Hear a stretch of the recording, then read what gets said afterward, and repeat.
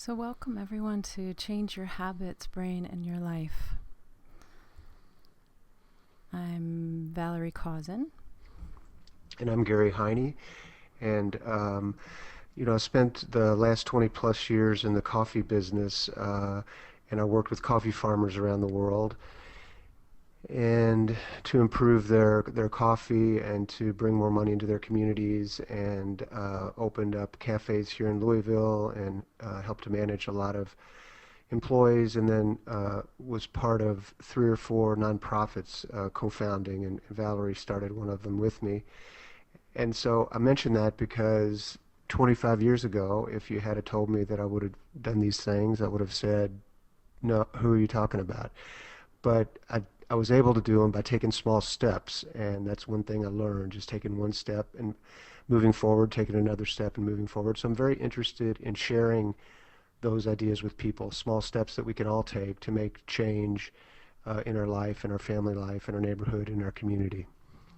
And Yes, that's what we're bringing you tonight. yes, and you are a master at that, and I'm so glad that you're able to articulate it as you do. And I have been interested in those kinds of things myself for a long time. I've been meditating for about 20 plus years, and it's the single most important thing that I do for myself on a daily basis. So these seemingly small things can really make a world of difference in how we respond to the world and how we interact with the world. So I too am fascinated by what we can do with our attention and how we can change our lives by the kindness that we show to ourselves and to this world. And so we want to talk about those kinds of exciting topics today, and also about the brain, which I'm so interested in, and how we can change it by our actions and our intentions. So we are going to talk about these powerful insights today, and those How your insights habits and behavior create your world. change undesired habits by changing your brain. That's we're going to talk about personal success rituals also. And would you say just a bit about what personal success ritual is, just so everyone will know? I And we'll will. go into it more later. I will. So a personal success ritual is a term that's coined by some big business guru some years ago, but we learned about it from one of our mentors, Eben Pagan, who talks about personal success rituals being intentional acts which we do for our benefit on a daily basis. Right. So the last one we'll go over is how to reprogram your brain and life with compassion to be healthier, happier, and more connected to those you love. And at the end of all this, we'll also tell you about our online course, just so you're not surprised that we're going to tell you about that. But that's going to be a very short piece at the end, in case you'd like to stay on for that. So how your habits and behavior create your world.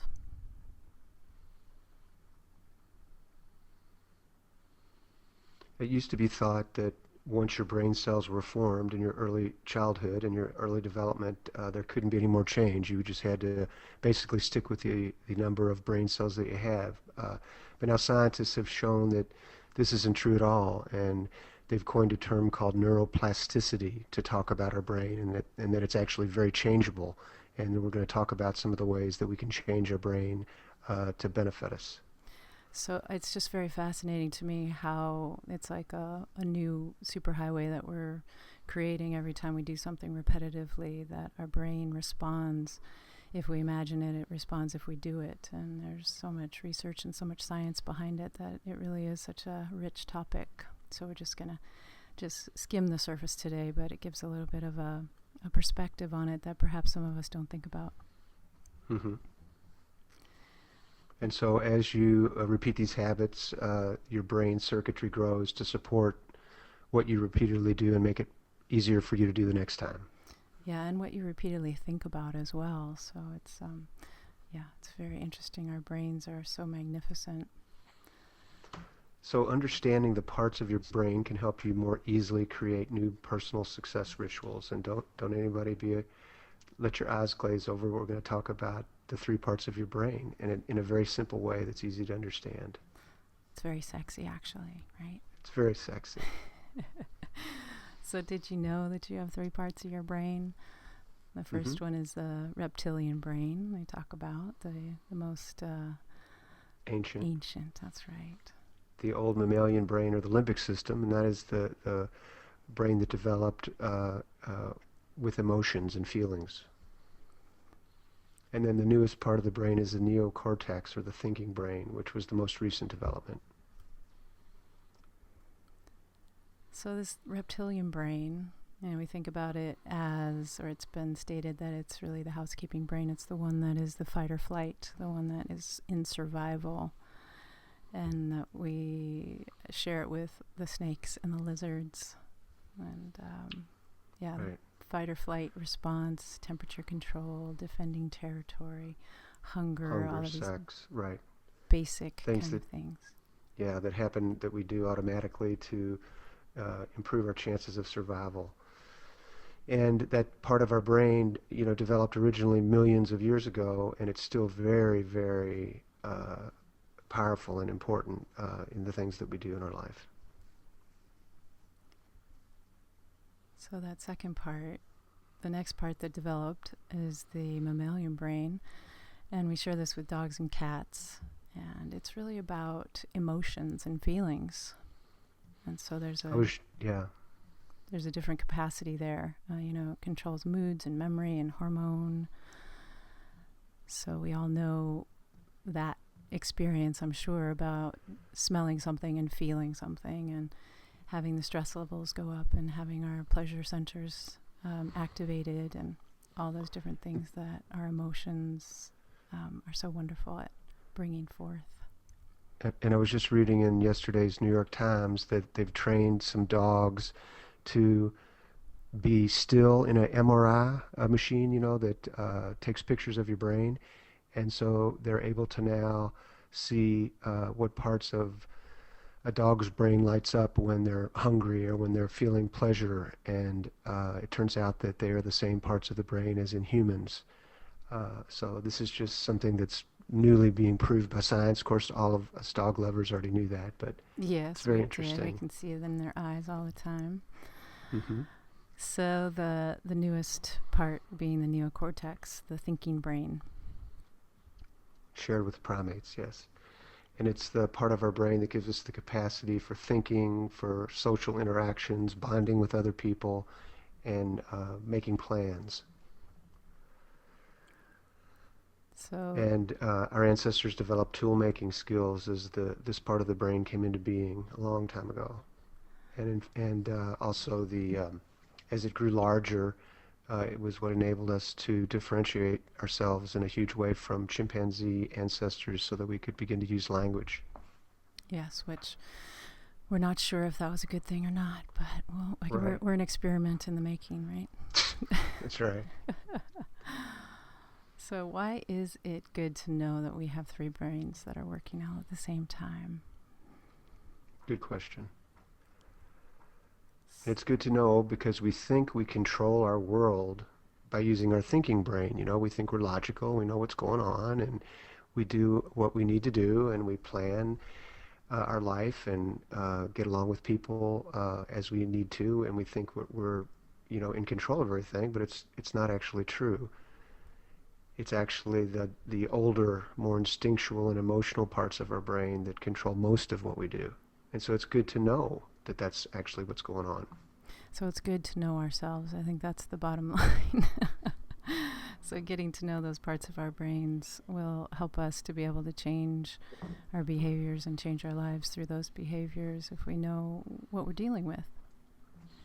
And so these three different parts of our brain serve us well in various, in certain things. Each one of them is the master. But the connections among the three aren't that sophisticated, so it's something to keep in mind, that it's, well, the next slide kind of shows it. It's a free-for-all. Shows it well. Yeah. So sometimes these different parts of our brains, they can create conflicts with each other, fighting for control. So we want to take action that's controlled by our thinking, but sometimes the emotions come in and take over, and the physical, mental, and emotional distress that comes along with that. So understanding that we really have to work in concert with all parts of ourselves and their different languages that they speak. So it can be helpful to know that our three brains are taking care of us in their own ways. And it's good to know that our brain parts can also cause conflicts among themselves that can cause us distress and confusion. So that's where some of that distress and confusion comes from. That's a relief to know for me. Yeah, just to understand that the fight or flight parts of us and the emotional parts of us and the thinking parts of ourselves do speak different languages. You know, the pre-verbal part of ourselves, perhaps the more reptilian part of ourselves, and then the mammalian, which is the language of emotion, and then the thinking, which is really in ideas and concepts. So I just find it very interesting. So the second part, the second insight that we're going to talk about is change undesired habits by changing your brain. So our actions and thinking, how we see the world, become habitual over time. And we find a behavior that has at least short-term benefits for us. So when we're young, we find a way to be safe or a way that we think we can get more love, and so we repeat that behavior to gain the benefit. And new pathways are created to support those new behaviors, and they keep working and working for our whole life. Yeah, it's very interesting that these pathways are are the most tried and true, and so they're the ones that our brain uses more and more because they're in place, and we have to then use our will and our intention to create new ones if we've outgrown these behaviors and these thoughts and these habits. Yeah. And so we're going to talk about that. So creating new success rituals builds neural pathways that make these new behaviors easier to maintain. And I love that idea that there's always the opportunity, or I should say most of the time, the opportunity to create these new pathways for new growth, and that we're never too old, we're never unable to make a choice about where we're placing our attention. So getting to know them now is an important piece of our evolution and our connection to the rest of our life that's going to be more compassionate and harmonious.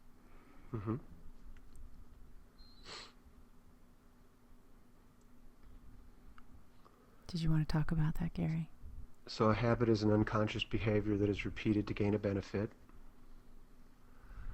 And this benefit may have become over time when it is unhealthy for you. Something that you learned when you were 5 years old and doesn't work for you anymore when you're 35 or 45 or 65.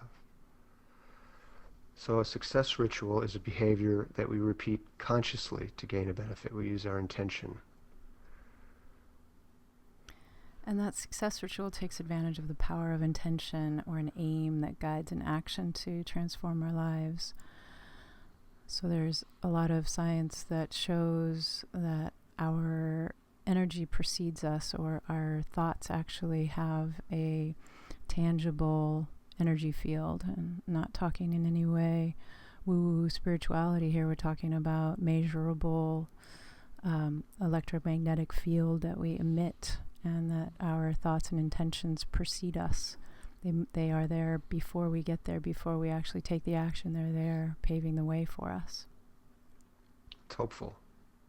It's hopeful if we're thinking nice thoughts, or that's not the right word, but thinking thoughts that are going to support us in the evolution of our kindness and our compassion. So these healthy success rituals can help all the parts of our brain work together. And it takes approximately 30 days to create a new success ritual. So as we begin to create a new habit or success ritual, our brain starts to lay down these neurons, this pathway, and it supports these new behaviors right away and continues to support them as we repeat them. And creating a new healthy habit is easy at first because it's exciting, it's new, and then 10 to 14 days in, it becomes a little more difficult because old ways of doing things, or still have the neural pathways up there and they want to have something to do. And then if you continue to repeat these healthy habits with your intention because it's something that you want to do and you're showing up for yourself in this way, then about 3 weeks it gets easier again and the momentum increases, and it's like going up a hill. And so that at about 30 days you're at the top of the hill and you can just slide down the other side with this new healthy success ritual.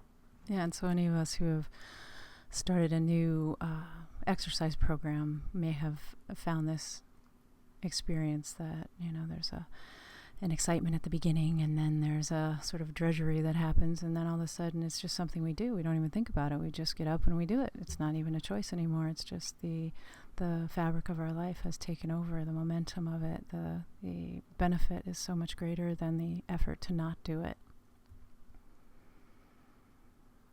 So just to review the powerful insights that we have gone over is how your habits and behavior create your world.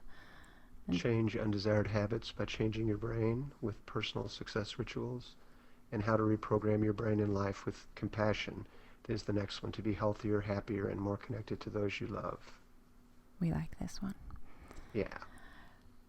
So how to use compassion as a tool to be healthier, happier, and more connected to those you love. And I'll say that to be connected to yourself as well, that this is the place that it all begins, and when we have acceptance and compassion for ourselves, that we can have that kind of connection with those around us. So I love this little image, and it takes courage to be vulnerable and to show ourselves. So what is compassion? And I love this image of the carrots holding each other because there's just something so tender about it. Wanted to open it up to those of you who are near your computer, if you want to put in your chat box just a couple of words about what you feel like compassion is. What is your experience of compassion? If someone wanted you to define it, what would it actually be? And I would say for me that compassion is about seeing through someone else's eyes and accepting them as they are, and knowing that who they are and what they are, I can't understand because I'm not them. So having the compassion to really accept someone as they are, that's part of compassion for me. And Maria typed kindness, not judgment. Mm-hmm. That's great, yeah. And for me, I think about feeling the suffering of others and wanting to ease that suffering. Mm-hmm.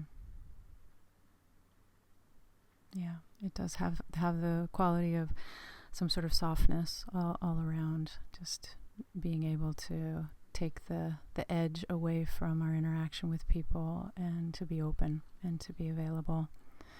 So compassion, that's part of the topic that we're going into here. Mm-hmm. So I love this quote by Mother Teresa, and it says, "The biggest disease today is not leprosy or tuberculosis, but rather the feeling of not belonging."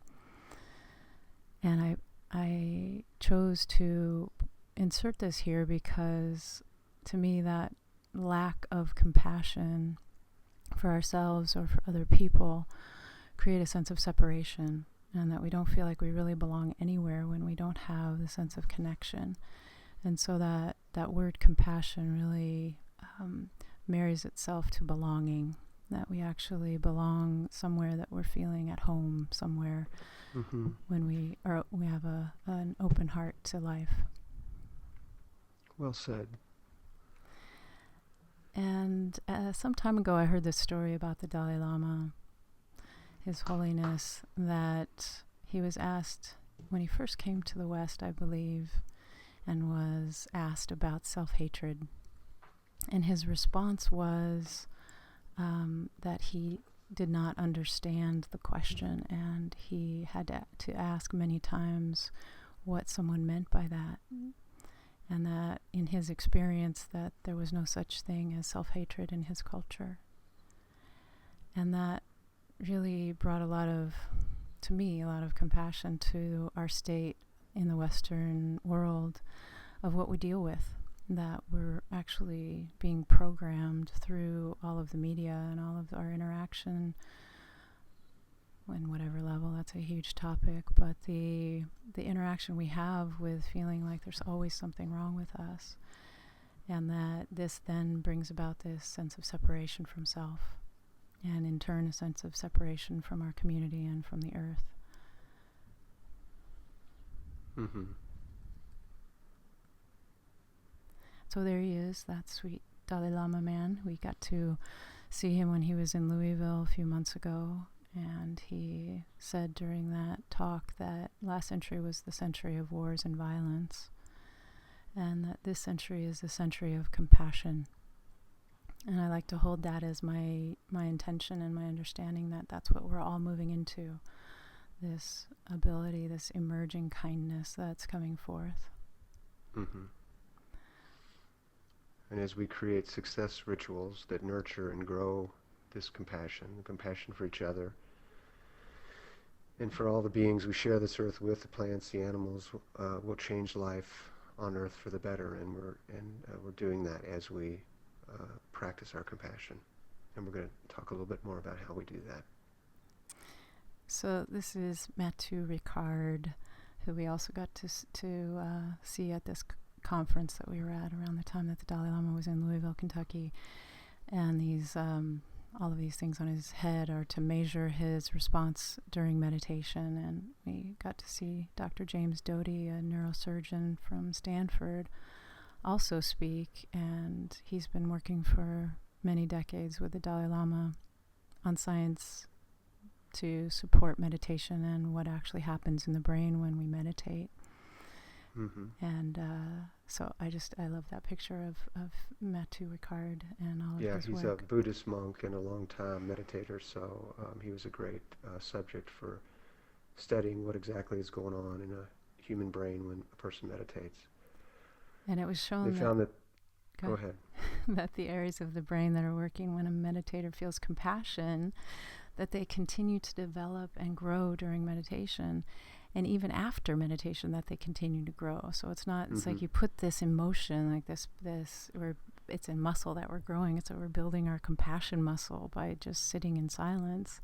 And so any of these personal success rituals that we do in whatever context, to me, is putting in motion that building our muscle of compassion.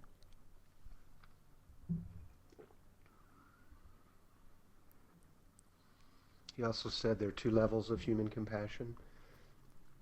A biological part that's built in, part of who we are, and then a part that can be developed by training, such as meditation.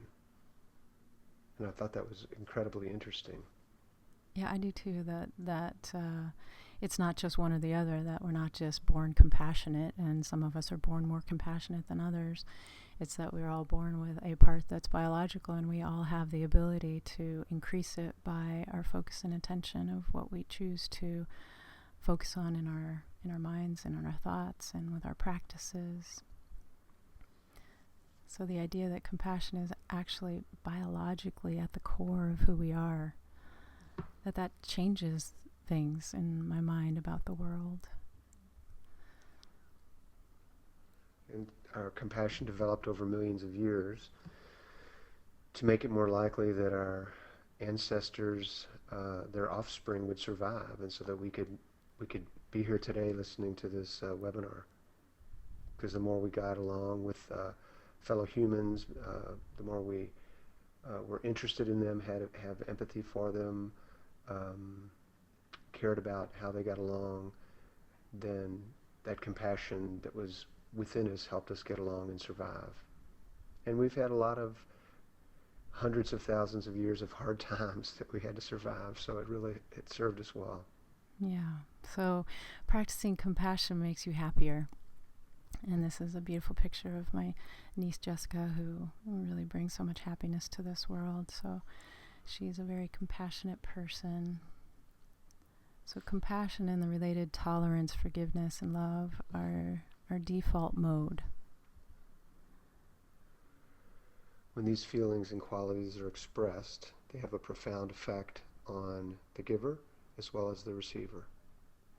So the more that we actually give compassion to another person, the more we experience it in our own self. Yeah, so And compassion, tolerance, forgiveness, love. Yeah, go ahead. Yeah, within days we get along better with others when we begin to explore these and grow these qualities in us. We become happier, our blood pressure goes down, our stress hormones are decreased, and we're healthier. So it really is a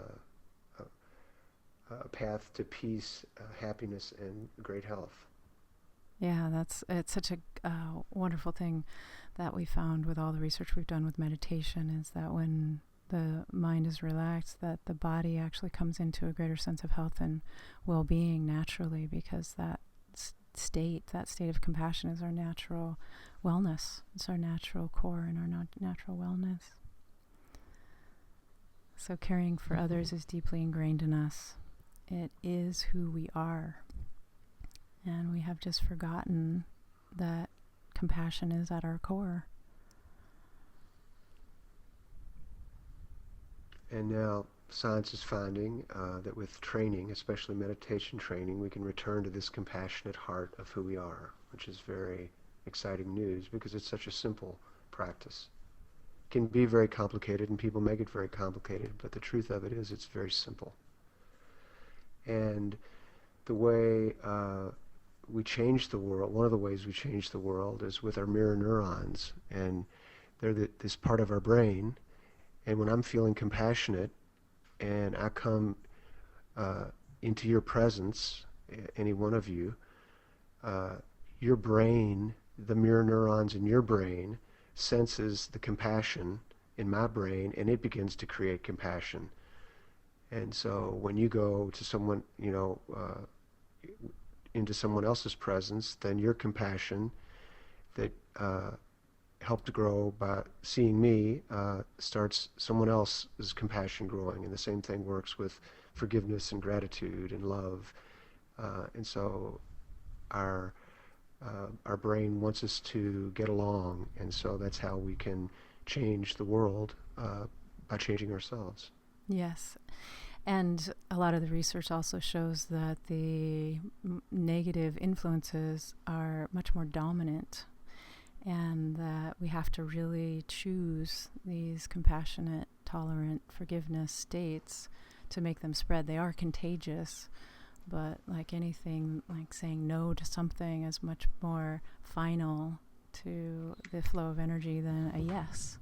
So if we think of compassion as a yes and reactivity and violence as a no, that we are wanting to open up the yes to life through that compassionate focus. So the idea that James Doty brought to us a few months ago is about survival of the kindest, that the old idea of survival of the fittest that Charles Darwin brought forth in one of his early writings, that only had about 2 points in his book. Only twice was that mentioned, survival of the fittest. And love and cooperation and kindness, actually love specifically, was mentioned 95 times in that same book. And that someone came along and picked out that one idea and made it a cultural phenomenon, really, that was the belief, that that's who we are. And science is really now showing us that that is not who we are, that who we are really is about cooperation and compassion and kindness. So this idea that... So this old story of competition and only the strong survive, and fight your way to the top is just a story that was created a long time ago, and a lot of us have believed it, but like Valerie said, it's simply not true. Yeah, so we have the choice to come back. So we want to talk a little bit about mindfulness and how mindfulness builds compassion.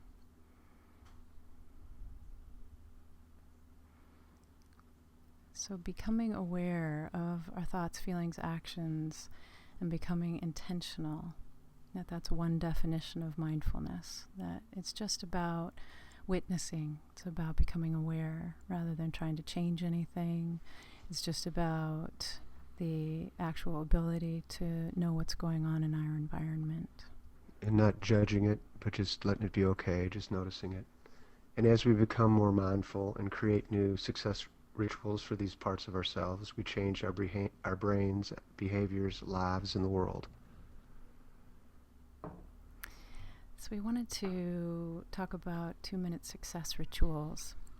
And this is just something to play with that we feel like even 2 minutes a day can make a huge difference in the world and in your life. And having consistency around something even as small and insignificant as 2 minutes a day can open up new pathways in your brain. And that's pretty exciting to me. So we wanted to do a 2-minute success ritual, and we wanted to just do one on noticing your breath. So if you're in a place where you can just close your eyes, and we're just going to take 2 minutes of just dropping into the awareness of your breath coming in and out of your body.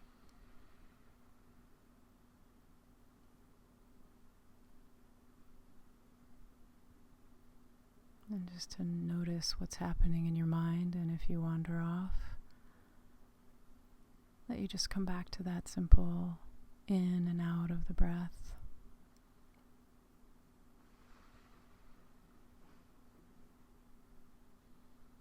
And perhaps your body wants to relax a little bit in the presence of this awareness coming into the center. And again, nothing to do, just to allow your awareness to become more present. Perhaps what sounds are you hearing? What sensations are going on in your body? And again, returning to the breath. The in and the out.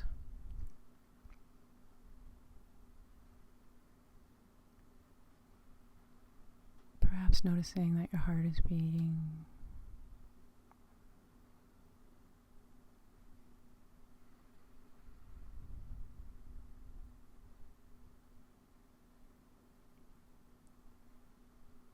And again, if you wander, just coming back.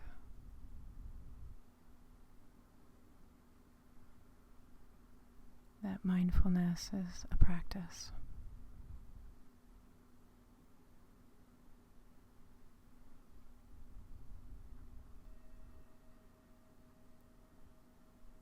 So just like that, 2 minutes, just a reboot of your nervous system and your mind.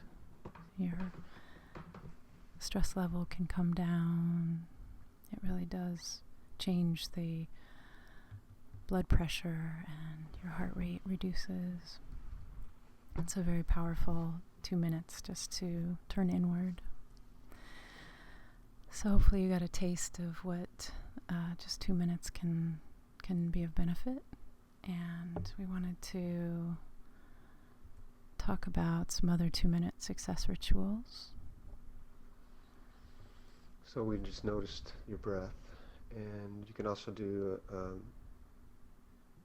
simple self-validation, like change starts with me, or I'm at peace in this moment, or why am I so relaxed, that kind of thing. You can Why am I so move. wonderful? Why am I so amazing? Why am I so much fun? You can move. When you move, it changes your brain, your thinking, and your feelings, and you can dance. You can walk. You can walk.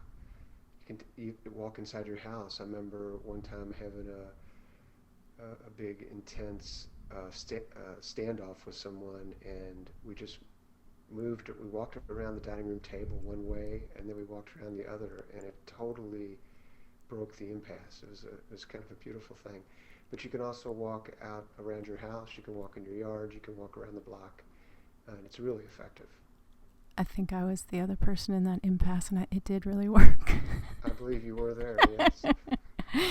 So there's also some really simple body presencing things that you can do, like putting your middle and index fingers on opposite elbows. It's like you're crossing your arms, and they're points that will help you to come into a rhythm just by simply putting your hands with intention on particular points on the body, that there can be a return to some grace.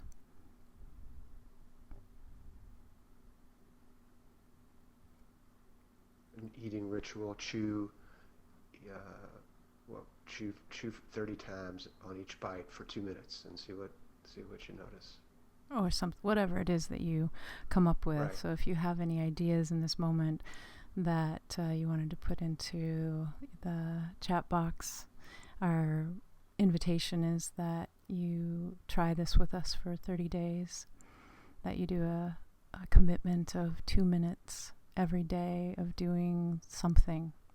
And I would suggest that it is the same thing each day to get the feeling of that momentum and what it feels like to actually do it, get it done on an automatic level rather than always having to choose to do it, that it's actually a non-negotiable. Just like for some of us, flossing our teeth is a non-negotiable, brushing our teeth, that it's just something that we do.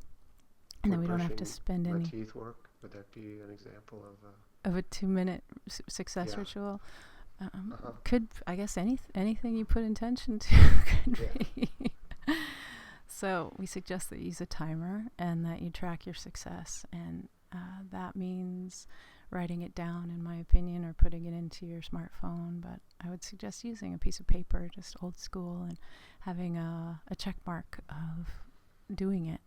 And that helps the kinesthetic understanding, and it just imparts the idea that you're showing up for yourself, that you're doing it, that you're not gonna disappoint yourself, that you're not gonna abandon yourself in this kind of a commitment. And it's a great way to pat yourself on the back to see how far you've come. If you have a tough day when it's hard to get that 2 minutes in, if there's anybody out there that would be willing to commit to 2 minutes a day for 30 days, and wants to write it in the chat box what you'll do, feel free to do that. I'm going to try the breath, noticing my breath for 2 minutes a day. Yeah, I'm going to do the holding of the elbows. I really like that one. It feels like such a calming of the nervous system. Mm-hmm. And we do have a checklist that I did put in the resources of the Start Meeting page, but I also will send it in an email tomorrow so that you can download it. And it's just a 5 weeks of circles that you can check off. So you'll have 10 weeks if you wanted them. But it's just nice to have something to actually say, I did this, yay, good job. Mm-hmm. All right. Breath, Susan says breath for her also, great. Wonderful, thank you. And Maria's going to do the 2 minutes of breath at 9 a.m. Carrie says mindful breathing. All right. Wonderful. That's great. That is great, thank you. Yeah, so knowing that we're not only doing it for ourselves, but we are doing it for those that we care about and for those people that we haven't even met, the people that we walk down the street and are around, that we're constantly influencing and being influenced by. Yeah, and then we had another, we will commit to breath, so I'll be thinking about you all when I'm breathing for 2 minutes. Mm-hmm. It's one of the nice things about having a community. It is a nice thing, yeah. So we wanted to spend a couple of minutes talking about our course, Beginning Meditation for Anyone. And we did finish a few weeks ago our first run of the 5-week course, and it was so wonderful. And we had so much great feedback, and we're really excited to be offering it again. And it's going to be starting in November. And it's really a course that, in simple terms, that we're not using any religious connotation. It's just about really starting at the beginning how to place your body, what tools that you need to learn, and then we're doing actual guided meditations twice a week during the calls, and it's a very simple entry point into a meditation practice. And starting with 5 minutes a day, because I know for many years it seemed like people talked about meditating for 30 minutes a day or 60 minutes a day, and it just always seemed like, how could I possibly find the time? I mean, that's just a common story that we like to tell ourselves, I think. How can I possibly find the time? But when I learned to do it with just 5 minutes a day, I felt like, I can do that. And so we start with 5 minutes a day, get used to that, and then every week we move it up a few minutes so that at the end of the 5 weeks we're meditating for 10 to 15 minutes a day, and it's created this new success ritual in a very simple way. Yes. So science continues to discover all the benefits, and we're just going to list a few of them. Live with more peace and ease and relaxation. Live longer with more energy and clarity so you can enjoy your family and your children for longer. Deepen connections with those you love, friends and family. Enjoy greater confidence and creativity.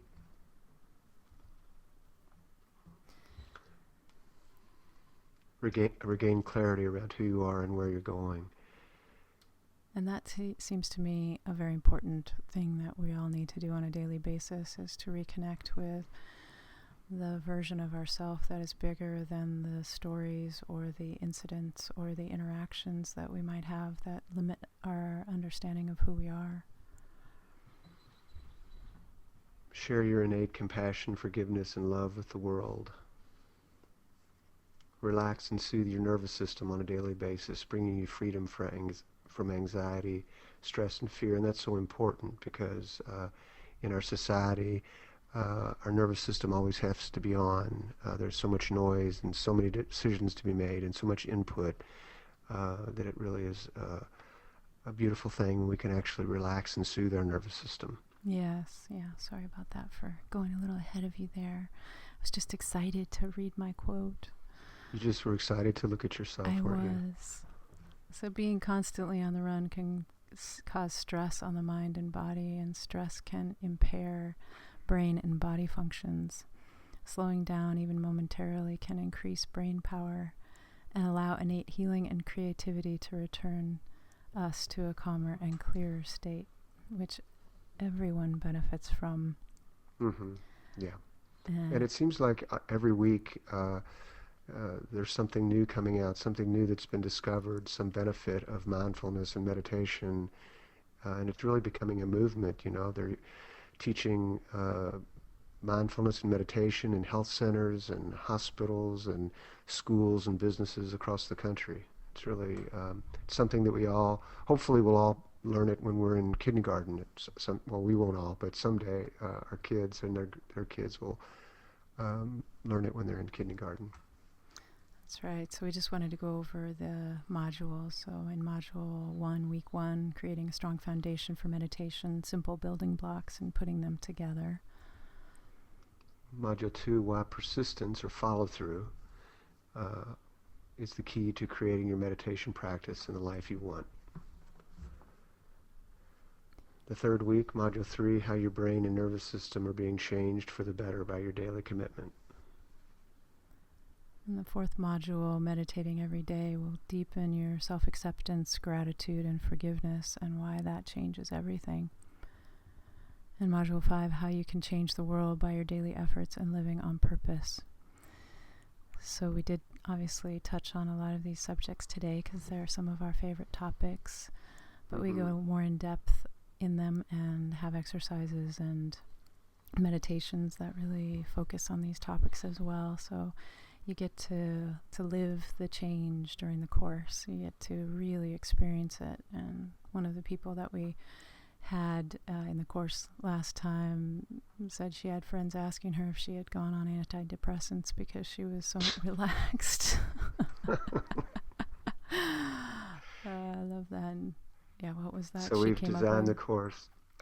She came up with the phrase, meditation, not medication. That's right. Yeah. So we've designed the course to ensure your success at creating a daily practice and we have a lot of tools that we include to support you along the way, as well as the small group, the community. It's a really beautiful way to learn. And then Valerie and I will be guiding you. So the accountability of being in a community is wonderful momentum for the change. So you'll have 2 weekly calls. One is going to be the module teaching, and then one is going to be a question and answer. And both of those calls each week are going to have guided meditations. And everything is going to be in a member area online, where all the recordings and the transcripts. And I also put up the meditations on their own, so you can download those and listen to those at any time that you want, and have lifetime access to all of this as well. And you'll be able to take the course in the future to just be with people who are doing the same thing again. And it's always nice because we are really all beginners at meditation and I would say life, that we're just showing up as beginners every day. Mm-hmm. And then you have access to a private group where you can ask questions and share experiences with us and all the folks that are in the course. So the investment is $297 for the 5-week course, and we're giving $50 off for anybody that's on the webinar. And it's at our website, and it's register here, and simplemeditations.com/register here. And I'll send that out in an email as well. And that course starts Tuesday, November 5th. So we will have a couple more webinars before that, and we'll be sending you some more information. And we'd love to have you. We would absolutely love to have you in the course, and just seeing how it has transformed people's lives is so satisfying and absolutely wonderful. So the letting go of the outcome and giving back, that part of what we are excited about is giving back to the community. And one of the things I learned powerfully in my years of travel in the coffee-growing countries of the world was how the availability of clean water transformed people's and their families and their villages' life more than almost anything else. It seemed like a lot of villages around the world, the young girls are spending hours every morning, walking to the water holes and carrying these big, heavy buckets back. And so one of things that we wanted to do with our business and with this course being part of it is we want to use part of the sales from the courses that we offer to purchase clean water systems for 10,000 villages around the world that currently do not have a source of clean water available. There's many more than that. So it's really an example of your personal transformation in creating a daily meditation practice creates planetary transformation, because you begin to transform your friends and your family, your co-workers, and people all around the world that don't have clean water right now. So it's a beautiful model to create transformation, starting with 5 minutes a day. That's what we were talking about at the very beginning, was creating small steps that can change the world, and that's actually the only way that you can change the world, is by taking small steps. That's right. I agree. So we know that there are so many things that are clamoring for your attention and resources, and just taking the time to slow down like we did today and be silent and disengage, that it gives the opportunity to allow change to arise, that we're not making anything happen, we're just creating the environment for it to be able to happen.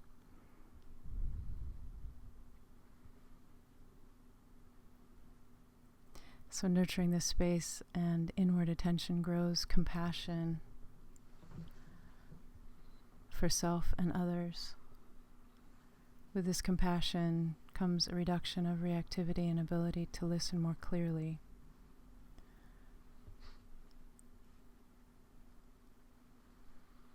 You still there, Gary?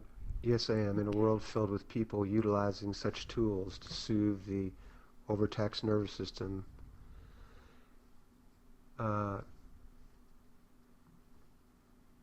Go ahead. Can you read the rest of that, Valerie? I can, because that picture is just so dazzling. It's hard to really focus, isn't it? Thank you. It is. A world filled with people utilizing such tools to soothe the overtaxed nervous system is one where kindness and healthier choices have the chance to take hold and multiply, where we can actually make decisions based on our connection with life, our connection with love, our connection with each other, rather than the opposite of that, of disconnection from nature, disconnection from each other, disconnection from self. And I just love that image. Really brings it home. Like we are made of the earth. We're made of the elements of the earth. And here we are thinking that we're separate, but we're really not. So go ahead, sit down, and change your world, change our world. In whatever ways that you will. Yeah, in whatever ways just showing up today is changing your nervous system and the way that you perceive the world, perhaps. So remember that everything we do matters. And just like this wonderful image of the tree that says, need help for my family in the rainforest. I don't know, those fingers, they just always make me laugh. Yeah. So, does anyone have any questions?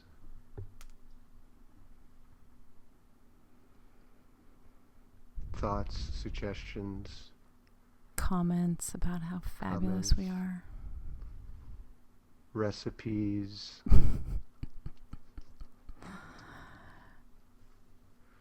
Well, we are definitely happy that you have been here with us today.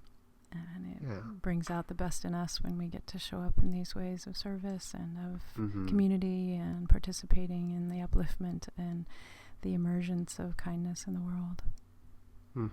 We were really grateful for your presence and for you showing up to be here tonight and changing the world in such a powerful way.